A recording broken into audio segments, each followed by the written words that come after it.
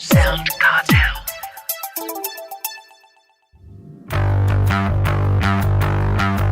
What happens when former speechwriters for President Obama get together to found a progressive podcast company? Well, in this episode, we uncover the huge success Crooked Media has become in growing a dedicated fan base and the real impact their network of podcasts is having. I think what you want to avoid is creating a lesser version of something that's already out there or 10 somethings that are already out there, right? You want to do something that is aligned with your goals and aligned with your brand, quite frankly. I'm Nick Schildberger, Managing Director of audio agency SoundCartel, and this is Podcasting Essentials. Welcome to episode 14 of season 5. And joining me is producer and co-host Nicole Goodman. Hello, Nick. Brilliant to be back once again. Now, I know you are super excited to get to our chat with Sandy Girard from Crooked Media because, once again, you are a huge fan of their work. But first, just quickly, I want to touch on something that gets raised quite often, and that's, have we reached podcast saturation? Yeah, it's interesting. We've spoken about this before, Nick, on the podcast, but it's something that just keeps coming up. Well, here's an answer. At Podcast Movement this year, the biggest podcast conference in the world, Fatima Zaidi from Quill Inc. provided a slide in her presentation that is worth sharing. So, to put things in perspective, there are 1.5 billion websites in the world. There are more than 600 million blogs. And YouTube, there are 31 million channels. So, podcasts sit somewhere in the 2.5 million. I don't think I've seen anything that sums it up better, Nick, than this slide. Look, it really should put the peak podcast theory to bed for a little bit anyway, so everyone can stop getting hot under the collar about so many podcasts. Indeed. Now, shall we get to Sandy? Yes, let's. Sandy Girard has spent most of her adult life working in audio, which includes 15 years at SiriusXM. And in 2018, co-founding the podcast discovery platform Speaker, which was acquired by Loop Media. Sandy has worked with some huge names, which you'll hear shortly, so I won't spoil it at this point. And at the start of 2020, she landed at Crooked Media as Senior Vice President of Programming, working across their slate of podcasts to expand Crooked's reach. Welcome, Sandy, to Podcasting Essentials. Thank you so much. It's nice to meet you, Nick and Nicole. Hey, Sandy, we are so excited to have you. Thank you for being here. Before we dive into your current role at Crooked Media, though, you have had a fascinating career working in the audio world with the likes of Oprah, Bob Dylan and Martha Stewart. Could you give us a bit of a snapshot of the highlights to date and what drew you to audio in the first place? Yeah, no, I've been incredibly fortunate to work with some of the biggest names, not just in audio, but I think in entertainment and media, period. And in many ways, my time with XM, I started with the original team that founded that company back early, actually in 2000, which sounds like a lifetime ago at this point. And it was really very much about creating a whole new category of audio listening. And so we did an amazing job of bringing high-profile talent that hadn't really been interested in the audio space before. So whether it was Oprah or Snoop Dogg at the time or Bob Dylan, just these legends across like entertainment and music and sports, and really helping them to understand why audio was such a powerful medium. And so in many ways, it really primed me for this like renaissance or explosion of audio that's happened over the last few years. Now everyone's in the pool, maybe even too many people.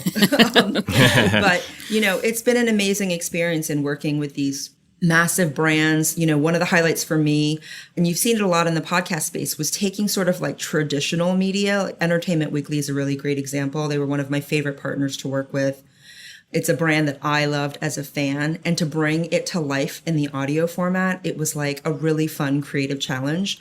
And quite frankly, like using the brilliant writers, they're so smart, they're so plugged in, they're so funny. and how to translate all that work that they were doing for these short stories in print. I don't know if you all remember what print media was like, but, but taking all these stories that they spend so much time and like, they have to call it down to like however many, 500 words, 1,000 words, not enough, right? And how do you take this really rich material and translate that into audio? And that was really fun. So whether it was town halls with Hugh Jackman or doing Comic-Con radio, we really brought all of that experience to life through audio form. And they were immediately able to see the value of that kind of connection you can have with a listener. What was it that drew you to audio in the first place? I mean, to be honest, I got into audio almost by accident. I seemed to be attracted to startup environments. I was at a startup and one of the primary investors linked me up with the folks at XM, and they were talking about just creating something big and new. And I'd always loved radio as a kid. I remember the personalities, the local personalities, listening to music, hearing requests, hearing how funny the DJs were. And so I always really understood the value of that connection. And quite honestly, what I learned pretty quickly in the audio world versus sort of the TV video world was you can have a real conversation and a thoughtful storytelling experience and an engagement in the audio world that I think is not really possible in the video world in the same way. Obviously, social media has changed that a bit. But still, there's a thoughtfulness and a pacing in audio that I think is very different than what you've seen in TV. Like if you think about news, for example, a long form news story is probably 5 minutes. A long form audio news story, it could be an hour. It could be 90 minutes, and so there's just a whole different level of depth and connection. And you hear that a lot about audio now. And I remember all these sound bites I used to say all the time about like intimacy and these relationships. And now everyone is saying it, which is exciting because I think you don't have to get people to buy in anymore. They understand the power of this medium. Yeah, absolutely. Now, you're currently at Crooked Media. For those who are not as well versed in the Crooked Media network of podcasts as my co-host Nicole, who loves them, what's the story behind Crooked Media and the growing slate of podcasts you produce? Yes. Well, Nicole, first of all, thank you for being a friend of the pod. That's actually how I joined the company. And the history of the company is a big part of the appeal and why I joined, quite frankly. Our three founders, Tommy Vitor, whose birthday it is. Happy birthday, Tommy. Ah, happy birthday. Exactly. John Favreau and John Lovett. They are three former Obama administration staffers. And in the wake of the Trump election, I think they just realized that they couldn't be bystanders. They couldn't just sort of stand back and let things happen. They knew that they needed to be involved and they could lead really intelligent, funny, informative, and action-oriented conversations. And so they launched Crooked Media in 2017 in response to that. And as you mentioned, Pod Save America has become, I think, synonymous in many ways with sort of the gigantic movement into the podcast space, just because it's become not only so popular, but the hosts have become so well known, right? I mean, now podcast hosts are the new rock stars, right? And in many ways, I think John and Tommy and Dan are very much like that. Dan Pfeiffer, also part of the, Obama administration. So the company really started on this mission, and I think the mission continues and expands for us. It started very centered on this political mission and the ability to give really vital information about what was going on in the government, in politics. And I think, if anything, we've all realized over these last 4 or 5 years, and particularly during this time of the pandemic, that what is political expands beyond what's happening in politics. And that's a real opportunity for a brand like Crooked because we have such a special relationship with our audience. And we know that we can take this formula of really expert, authentic voices and people who have that perfect blend of expertise, humor, vital information, gives you action, and you can expand that beyond the political. And that's really what we've been doing. We launched a show this year with Jason Concepcion, who is a well-known personality from The Ringer. He just launched 2 shows with him, a pop culture show called X-Ray Vision and a sports show called Take Line. And both shows, while they're going to feed the respective fan bases of pop culture, nerd culture, and sports fans, they're not going to be afraid of getting into the deeper topics of gender inequality in sports or racism in film. Those are topics that he won't be afraid to delve into.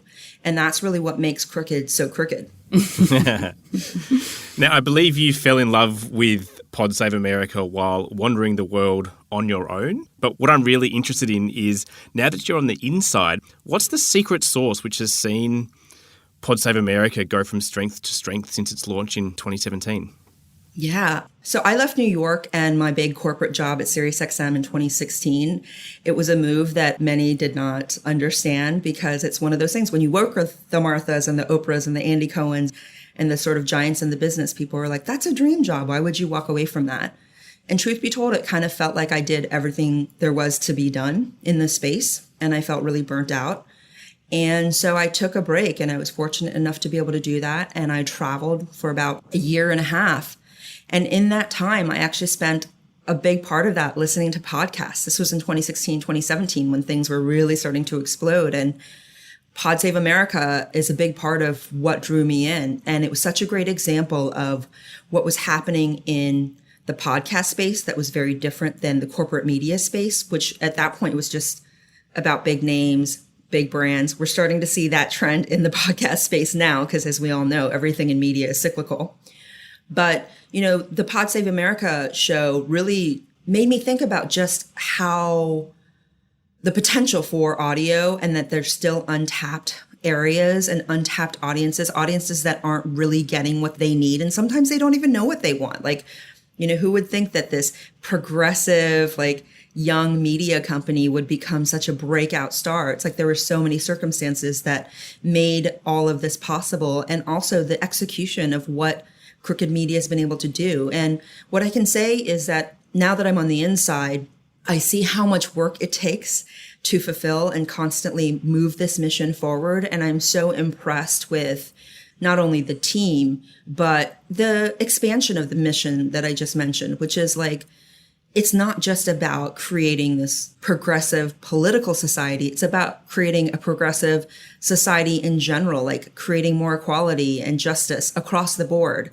And that's very like highbrow stuff, right? That's like really idealistic, but we know how to make that accessible. We know how to make that authentic and fun.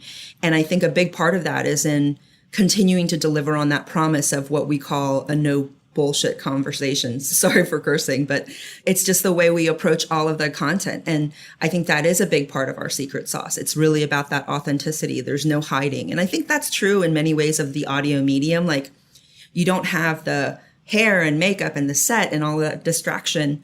It's really just about, what is the message? What's the voice? What are we talking about? What story are you going to tell me? We can do it from our bedrooms. We can do it from our bedrooms. Literally.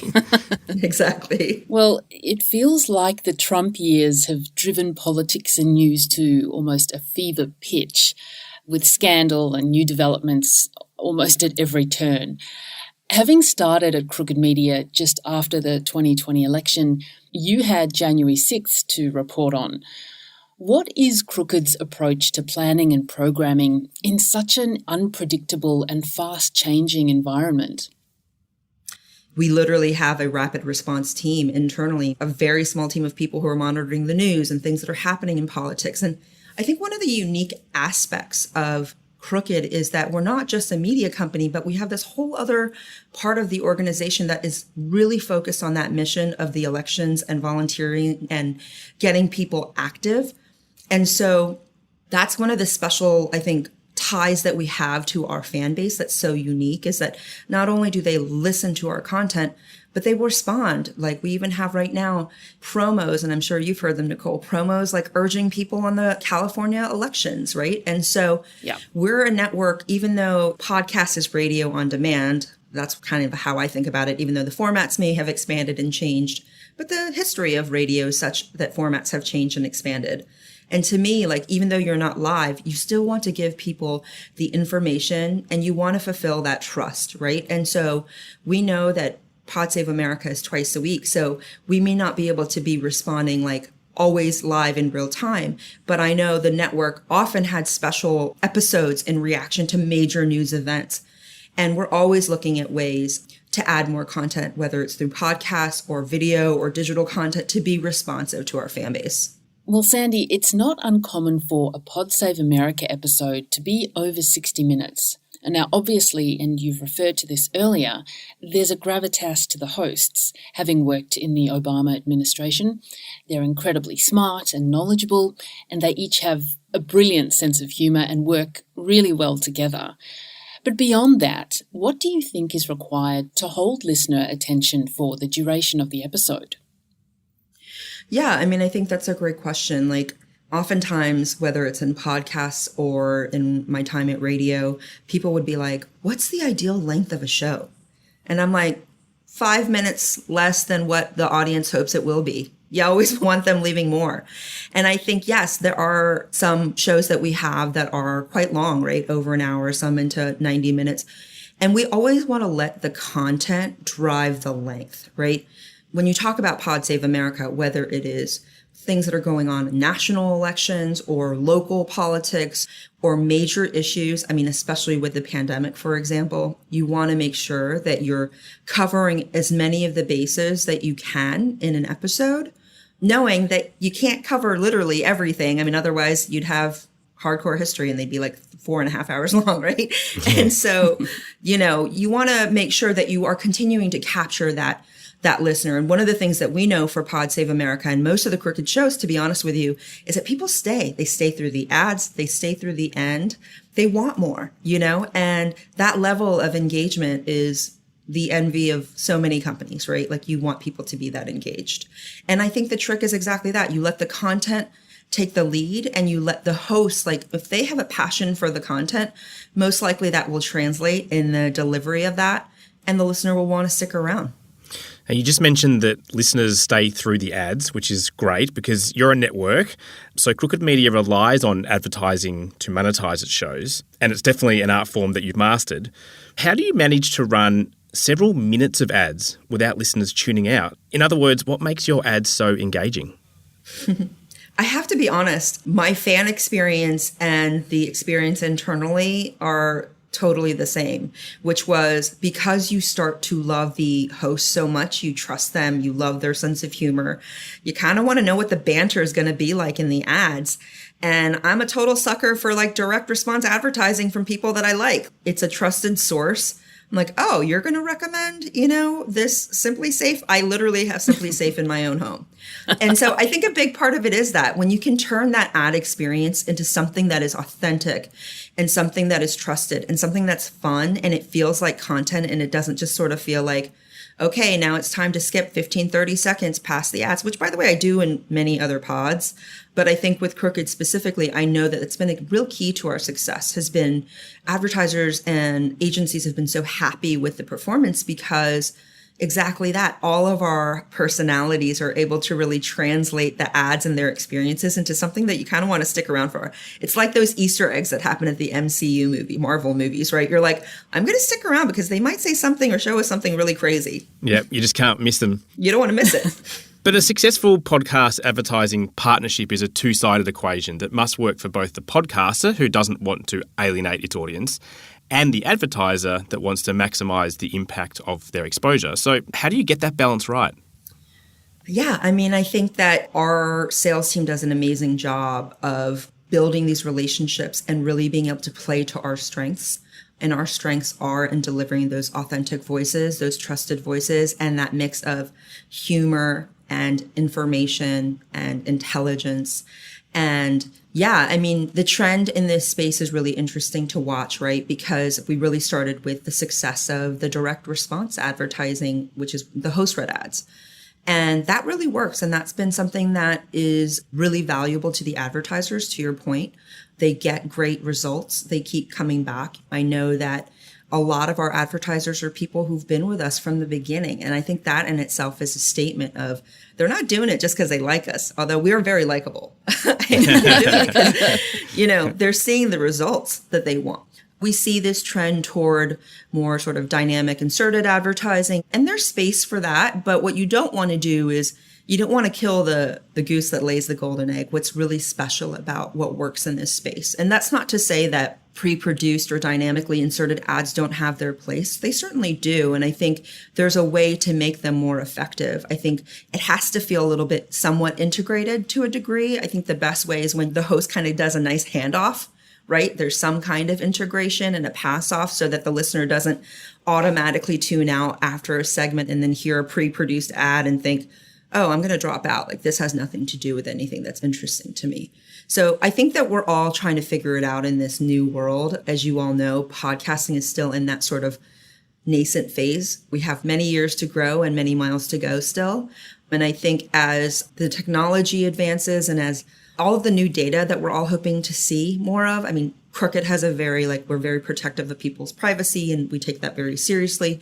But we know, to your point, Nick, you need that balance of providing results and data as well as performance. And you also don't want to give a reason for the listener to tune out. You want them to continue to be in the experience with you. So it is a balancing act. So, Sandy, the fact that I must have heard literally hundreds, maybe thousands of ZipRecruiter and Simply Safe ads in podcasts over the years tells me that they must be getting a return on their investment. But attribution, as we know, is still tricky in podcasting. So are there positive results that you can share with us that brands that you work with have seen from advertising partnerships they have formed with Crooked Media podcasts? Yeah, I mean, we have great partnerships with services that provide data and measurement, Podsights, Chartable, Magellan. And so, as I mentioned previously, like really important to be able to give as much data and responsiveness and information that we can to our advertisers. What I can say is that we have really premium ads. Like we really believe in that. We believe that we are providing an opportunity for key brands that know that that host will make a critical difference for the listener to take action and to respond, whether that be a ZipRecruiter ad or, a Helix mattress ad, one of our tried and true sponsors. And again, you hear Helix on a bunch of different podcasts, but, we have such a great relationship with them and we have for years, specifically for that reason, which is it continues to work. The host ads and the relationship that we've built both with the brand and the alignment that we've had on the show are giving them the results that they need to keep coming back. And so for us, we know that just as I mentioned, we have to deliver on the promise to the listener. There's also a promise to the advertiser that has to be made. And I think what we believe is that those don't have to be separate things, that you're able to deliver on an experience that still provides like an entertaining, fun part of the show that then also gives a lift to the advertiser. Well, final question, Sandy. You clearly have a passion for audio and podcasting.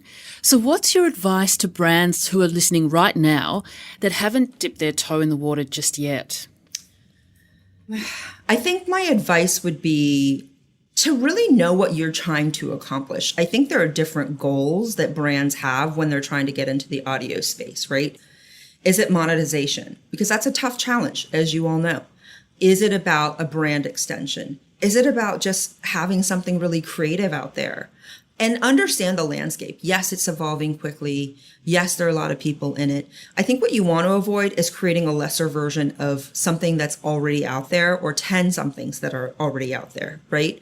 You want to do something that is aligned with your goals and aligned with your brand, quite frankly. You don't want to do something that just sounds like a cool idea and put your name on it, because then there's that broken promise that we're talking about. I think you really want to understand what your goals are and you want to understand how to best deliver that.